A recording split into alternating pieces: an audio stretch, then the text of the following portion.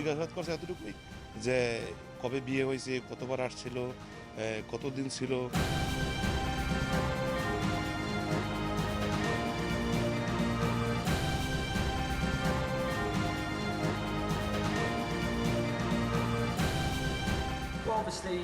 প্যালেস্টাইনের বিপক্ষে ম্যাচটি আমাদের জন্য কঠিন হবে, তবে আমরা চ্যালেঞ্জ নিতে প্রস্তুত। আমরা আমাদের সেরাটা দিব, আশা করি ভালো কিছু হবে।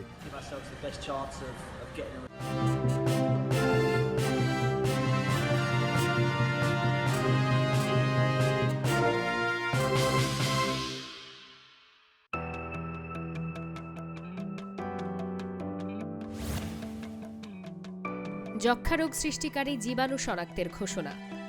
1882 সালের 24 মার্চ বার্লিনে এক বৈজ্ঞানিক সম্মেলনে জার্মান বিজ্ঞানী রবার্ট কোচ যক্ষ্মা রোগের জীবাণু আবিষ্কারের কথা ঘোষণা করেন।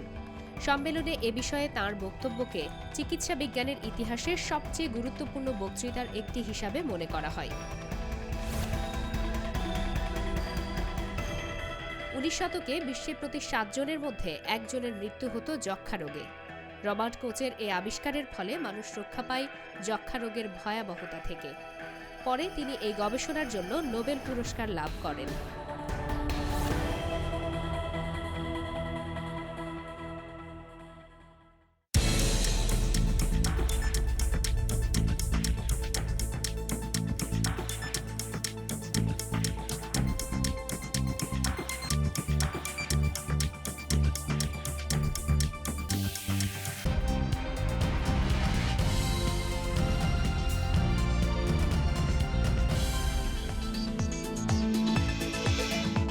অনিয়মের কারণে কিশোরগঞ্জের কটিয়াদীতে ভোট স্থগিত, চট্টগ্রামের চন্দনাইশে পুলিশ গুলিবিদ্ধ।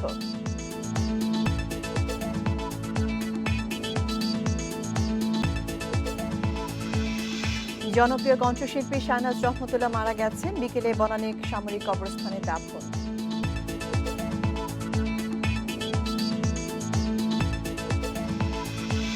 সিলেট কৃষি বিশ্ববিদ্যালয়ে ক্লাস পরীক্ষা স্থগিত, বাস থেকে ফেলে ছাত্র হত্যার প্রতিবাদে বিক্ষোভ।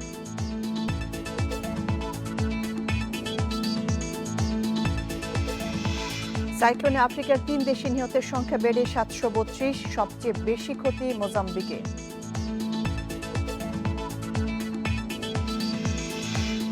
আমন্ত্রণ ইন্ডিপেন্ডেন্ট সংবাদে, সাথে আছি শাহনাজ শারিয়া। তৃতীয় ধাপের উপজেলা নির্বাচনের 25 জেলার 116টি উপজেলায় চলছে ভোট গ্রহণ। ভোট শুরুর 1 ঘন্টার মধ্যে স্থগিত করা হয়েছে কিশোরগঞ্জের কটিয়াদী উপজেলার সবকটি কেন্দ্রের ভোট গ্রহণ। রিটার্নিং কর্মকর্তা জানিয়েছে, গতরাতে কয়েকটি কেন্দ্রে ব্যালট বাক্সে সিলমারা ব্যালট ঢোকানো হয়েছে। এমন অভিযোগের প্রেক্ষিতে ভোট স্থগিতের সিদ্ধান্ত নেয় নির্বাচন কমিশন। দায়িত্ব অবহেলার অভিযোগে প্রত্যাহার করা হয়েছে অতিরিক্ত পুলিশ সুপার শফিকুল ইসলাম এবং কটিয়াদী থানার ওসি শামসুদ্দিনকে।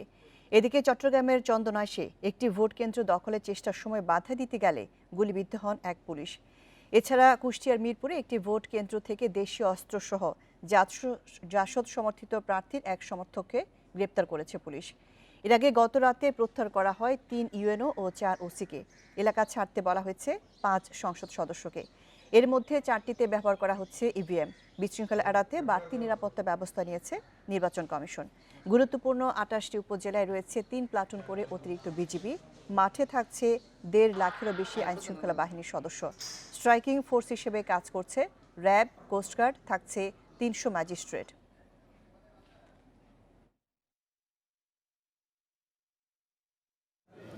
মানুষ না, তবে আমার ভোটটা আমি দিয়েছি। না, আমার ভোট আমি দিয়েছি, নিজের ভোট নিজেই দিয়েছে, কোনো অসুবিধা হয় না ভোট দিতে। 2, 4, 10 জন 5 জন এভাবে ভোটার আসছে। এখন বেলা পড়লে কত কি পরিমাণ আসবে এটা তো কিছু বলতে পারছি না।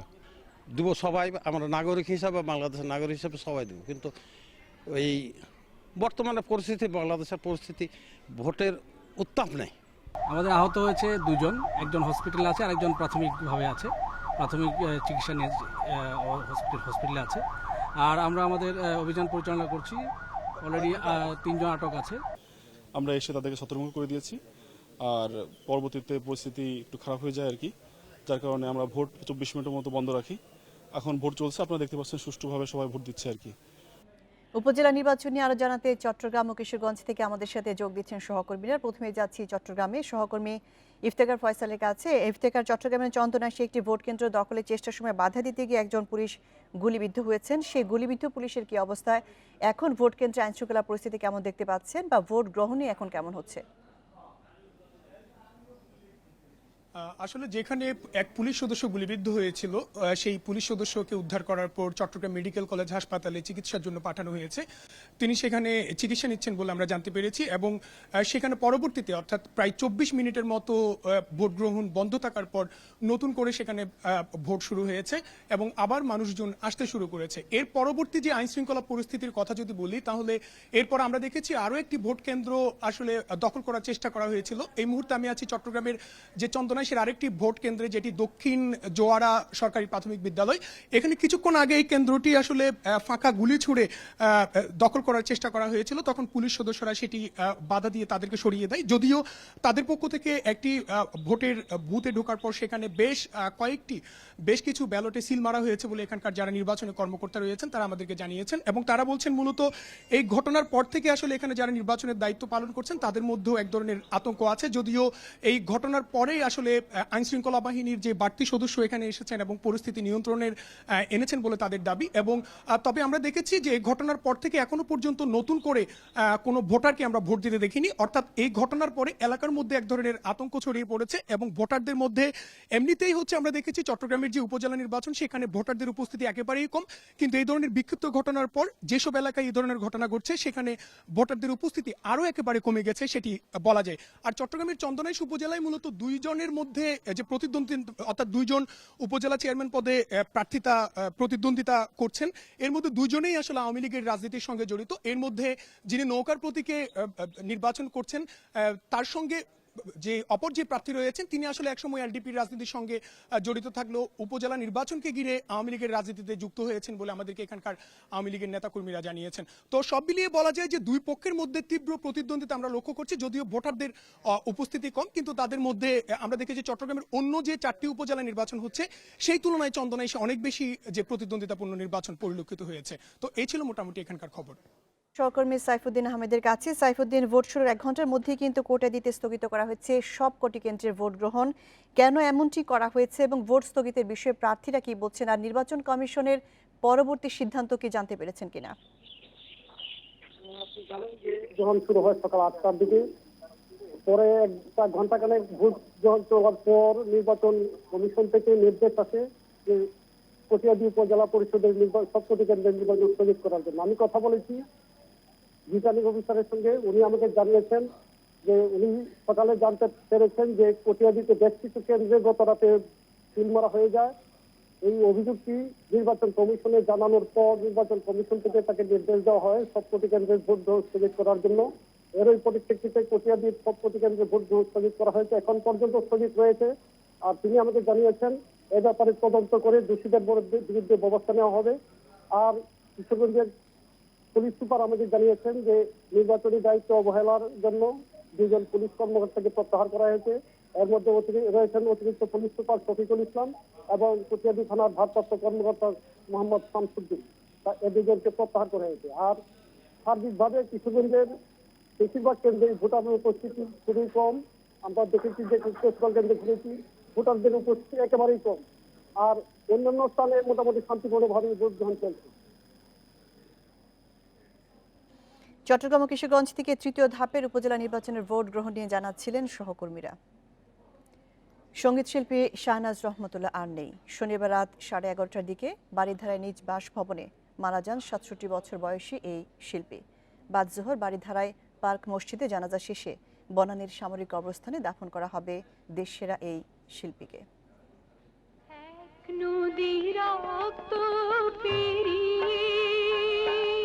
এমন অসংখ্য দেশাত্মবোধক গানে কণ্ঠ দিয়েছেন কিংবদন্তি গায়িকা শাহনাজ রহমতুল্লাহ। একবার যেতে দে না মা, আমার ছোট্ট সোনার গায়ে, এক নদী রক্ত পেরিয়ে, এরকম অসংখ্য কালজয়ী গান দিয়ে অগণিত শ্রোতার মন জয় করেছেন।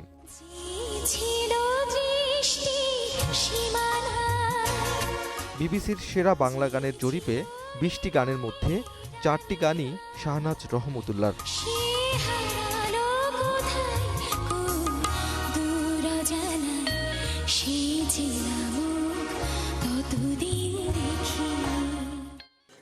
শনিবার রাত 11:30টার দিকে হঠাৎ শ্বাসকষ্টজনিত সমস্যায় মারা যান গুণী এই শিল্পী। মৃত্যুর সময় স্বামী মেজর অবসরপ্রাপ্ত রহমতুল্লাহ পাশে ছিলেন। তার এক ছেলে ও এক মেয়ে দেশের বাইরে থাকেন। শ্বাসকষ্টতে খুব কষ্ট পাইতেছিল, আমি শোয়াই দিলাম, শোয়াই দিয়ে আমি হাতটা ধরে রাখছি। তার আর এর মধ্যে কোনো কথা বলতেছে না সে, কিন্তু কষ্ট পাইতেছিল। 2-3 মিনিট পরে দেখি সে কথাটা একদম বন্ধ। মৃত্যুর খবর শোনার পরপরই শিল্পী সমাজের সবাই ছুটে আসেন বাড়িধারায় শাহনাজ রহমতুল্লাহর বাসায়। এই হঠাৎ প্রয়াণ মেনে নিতে কষ্ট হচ্ছে সবারই। উনি শিল্পীদের শিল্পী, আমি বলবো আমাদের এমন কোনো শিল্পী পাবেন না যে উনার গান পছন্দ করেন না, উনার ফ্যান না, উনার ফলোয়ার না। এরকম গায়কই, এরকম তার প্রত্যেকটা গানের ডেপথ। শাহনাজ রহমতুল্লাহর গানের স্টাইলই ছিল আলাদা। তার গানগুলো আমাদের জন্য ছিল অনুপ্রেরণা। এবং আমার যে বিবিসির জরিপে যে সেরা 10 গানের মধ্যে 3টা গানই তার গাওয়া ছিল। দেশ সেরা এই শিল্পী জাতীয় চলচ্চিত্র পুরস্কার, 21 পদক সহ অসংখ্য পুরস্কার পেয়েছেন। বাংলা গানের ইতিহাসে শাহনাজ রহমতুল্লাহ চিরকাল বেঁচে থাকবেন শ্রদ্ধার আসনে। Abdullah Rafi, independent news, Dhaka. আমি নিরাপদ সড়কের জন্য আন্দোলন করি, আর নিরাপদ স্থাপনার বিপ্লব ঘটায় ভিএসএল। অত্যাধুনিক প্রযুক্তিতে নিজস্ব মিলে তৈরি বিলেট থেকে রিহিটিং ফার্নিশ ছাড়াই মানসম্মত ভিএসএল অ্যাঙ্গেল চ্যানেল উৎপাদিত হয়। ভিএসএল অ্যাঙ্গেল চ্যানেলের দুর্যোগ সহন ক্ষমতা তুলনামূলকভাবে 50 ভাগ বেশি। ভিএসএল মানে দীর্ঘস্থায়ী নিরাপত্তা। Bikrampur steel limited. Independent television, 24 ঘন্টায় খবর। সিলেটে বাস থেকে ফেলে কৃষি বিশ্ববিদ্যালয়ের ছাত্র গৌরী মোহাম্মদ ওয়াসিমকে হত্যার প্রতিবাদে আজকের ক্লাস পরীক্ষা স্থগিত করেছে কর্তৃপক্ষ। শনিবার রাতে এই সিদ্ধান্ত দেয় বিশ্ববিদ্যালয় প্রশাসন। ভোরে বাসের সহকারী মাসুক মিয়াকে সুনামগঞ্জ থেকে গ্রেপ্তার করেছে পুলিশ। গত রাতেই আটক হয় চালক জুয়েল মিয়া। বাস ড্রাইভার এবং সহকারীর সর্বোচ্চ শাস্তির দাবিতে নগরী চৌহাট্টায় সমাবেশ ও মানববন্ধন করেছে কৃষি বিশ্ববিদ্যালয়ের শিক্ষার্থীরা। এদিকে সকাল থেকে ক্যাম্পাসে বিক্ষোভ করেছেন শিক্ষার্থীরা। দুপুর 2টায় নিহত ওয়াসিমের জানাজা অনুষ্ঠিত হবে হবিগঞ্জের নবীগঞ্জে।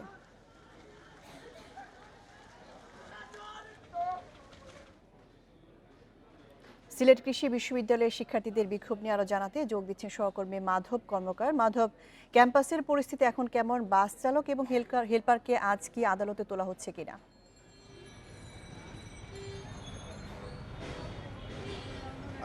সকাল থেকে আসলে ক্যাম্পাসে বিক্ষোভ কর্মসূচি পালন করছে কৃষি বিশ্ববিদ্যালয়ের শিক্ষার্থীরা। তাদের সহপাঠী যে নিহত হয়েছেন গতকালকের ঘটনা, তারই প্রেক্ষিতে আজকের এই বিক্ষোভ কর্মসূচি। এবং সকাল থেকেই আসলে সব ধরনের ক্লাস পরীক্ষা সব স্থগিত ঘোষণা করেছে বিশ্ববিদ্যালয়ের প্রশাসন, সেটি ছাত্রছাত্রীদের দাবির প্রেক্ষিতেই। এবং সকাল 11টায় তারা ক্যাম্পাস থেকে বিক্ষোভ নিয়ে কিন্তু বের হয়েছে, কারণ আজকে এই মুহূর্তে তাদের একটি মানববন্ধন করার কথা রয়েছে নগরীর চৌহাট্টায় কেন্দ্রীয় শহীদ মিনারের সামনে। অর্থাৎ ইতিমধ্যে কিন্তু তারা চলে এসেছে। তাদের মানববন্ধন কর্মসূচি একটু পরেই চালু হবে। 5 দফা দাবিতে তাদের এই বিক্ষোভ এবং মানববন্ধন কর্মসূচির দাবিগুলোর মধ্যে অন্যতম হচ্ছে ঘাতক বাস ড্রাইভার এবং হেলপারের সর্বোচ্চ শাস্তির মৃত্যুদণ্ড তারা কামনা করছেন, যেহেতু তারা বলছেন এটি পরিকল্পিত একটি হত্যাকাণ্ড, এটি কোনো দুর্ঘটনা নয়। এবং একই সাথে উদার পরিবহনের রুট পারমিট বাতিল, তাদের লাইসেন্স বাতিল, এগুলোর দাবি তারা জানিয়েছেন। অপরদিকে আজকে বেলা 2টায় জানাজা অনুষ্ঠিত হবে নিহত গৌরী মোহাম্মদ ওয়াসিমের। তার গ্রামের বাড়ি হবিগঞ্জের নবীগঞ্জের রৌদ্র গ্রামে। এবং আসামি কিন্তু আটক হয়েছে গতকাল রাতেই। বাস ড্রাইভার আটক করা হয়েছে সিলেটের কদমতলী থেকে এবং হেলপারকে আজ ভোরে আটক করা হয়েছে সুনামগঞ্জ থেকে। তাদেরকে মৌলভীবাজার থানায় হস্তান্তর করা হয়েছে। যেহেতু এখন পর্যন্ত কোনো মামলা হয়নি পরিবারের পক্ষ থেকে, পুলিশ মামলার প্রস্তুতি নিচ্ছে এবং আজকে বিকেলের মধ্যেই তাদেরকে আদালতে তোলার সম্ভাবনা রয়েছে বলে পুলিশ আমাদেরকে জানিয়েছে। আর একটু পরে আসলে জানা যাবে তাদের মানে শিক্ষার্থীদের বিক্ষোভ কর্মসূচির কী অবস্থা, এবং পরবর্তী বুলেটিনে আপনাদেরকে জানাতে পারবো সর্বশেষ পরিস্থিতি। সিলেট কৃষি বিশ্ববিদ্যালয় থেকে বলছিলেন মাধব কর্মকার। সড়কের শৃঙ্খলা ফেরাতে আজ থেকে ঢাকার প্রতিটি সড়ক মোড়ে কাজ করছে পুলিশের বিশেষ টিম। মহানগরীতে যতগুলো সড়ক মোড় আছে সবগুলোতে কাজ করবে তারা। পুলিশ সদস্যরা জানিয়েছেন, কোনো পরিবহন কোম্পানির গাড়ির প্রতিযোগিতা করলে, রাস্তার মাঝখানে দাঁড় করিয়ে যাত্রী ওঠানামা করলে, কৃত্রিম যানজট তৈরি করলে, স্টপ লাইন বরাবর গাড়ি দাঁড় করালে অথবা ফিটনেসবিহীন এবং লাইসেন্সবিহীন গাড়ি চালালে তাদের বিরুদ্ধে কঠোর ব্যবস্থা নিতে আজ কাজ করছেন তারা। পাশাপাশি পথচারীরা যাতে ট্রাফিক আইন মেনে চলেন সে বিষয়েও নজর রাখবেন তারা। সিটি কর্পোরেশন, বিআরটিএ, ডিটিসির সঙ্গে যৌথভাবে এই কর্মসূচি পালন করবে ঢাকা মহানগর মেট্রোপলিটন পুলিশ।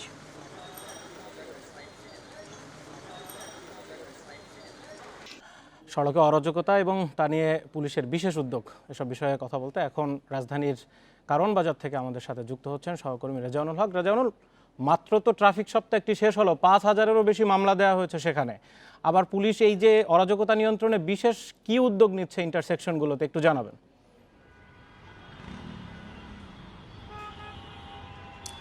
দেখুন, আমি দাঁড়িয়ে আছি কারণ বাজারের ঠিক মাঝ বরাবর, অর্থাৎ এর আশেপাশে যে কয়টি রাস্তা আছে ঠিক মাঝ বরাবর আমি দাঁড়িয়ে আছি। আপনাকে যদি বলি যে গতকালকে পুলিশ কমিশনার ঘোষণা দিয়েছিলেন যে ট্রাফিকের শৃঙ্খলা ফেরাতে একটি বিশেষ টিম গঠন করা হয়েছে এবং বিশেষ টিম মাঠে কাজ করবে এবং অতি দ্রুত এই ট্রাফিক রাস্তায় যে শৃঙ্খলা সেটি ফিরে আসবে। আমি যদি আপনাকে দেখাই এই মুহূর্তে রাস্তার পরিস্থিতি, কিন্তু রাস্তায় দেখতে পাচ্ছেন যে মোটামুটি যানজট রয়েছে এবং আমরা সকাল থেকেই দেখেছি যে রাজধানীর বেশিরভাগ রাস্তাতে কিন্তু যানজট রয়েছে এবং এই যানজটের কারণে কিন্তু আমরা রাস্তায় যারা আজকে অফিসগামী কিংবা বিভিন্ন কাজে যারা বেরিয়েছেন তারা কিন্তু বেশ নাজেহাল এবং বেশ বিপর্যস্ত হয়েছেন রাস্তায় চলাচল ক্ষেত্রে।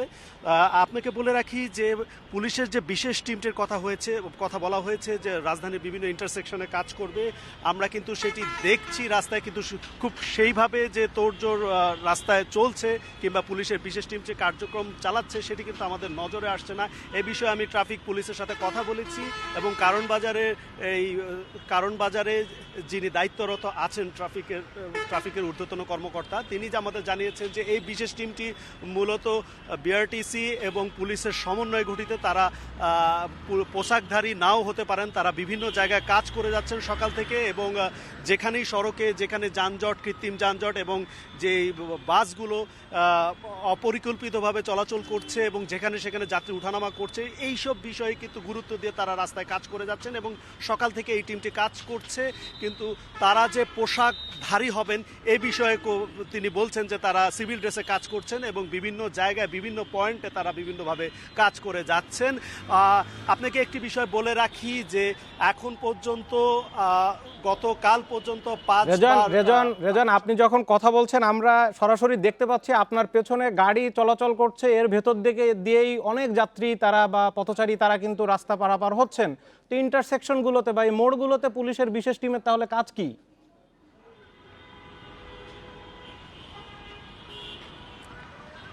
দেখুন, আমি আগে বলেছি যে এখানে যিনি দায়িত্বরত আছেন পুলিশের কর্মকর্তা, তিনি আমাদের জানিয়েছেন যে পুলিশের এই বিশেষ টিমটি সিভিল ড্রেসে কাজ করছে। তারা কিভাবে কাজ করছে সেই বিষয়ে তারা তেমন একটি কিছু বলতে পারেননি। তারা শুধু এটুকু জানিয়েছেন যে সকাল থেকে রাজধানীর যে ইন্টারসেকশনগুলি আছে, বিভিন্ন পয়েন্ট আছে, সেখানে তারা সিভিলে কাজ করে যাচ্ছেন। আর আপনাকে বলে রাখি যে রাস্তায় চলাচলের যে শৃঙ্খলা সেটির কিন্তু কোনো সুফল, অর্থাৎ আজকে যে বিশেষ টিম কাজ করছে সেই কাজ করার প্রেক্ষিতে যে সুফল পাওয়ার কথা সেটি কিন্তু আমাদের নজরে আসেনি। মানুষ রাস্তাঘাটে রেজাউন, আপনি থাকবেন আমাদের সাথে, নিশ্চয় পরে আরো খবর নেব।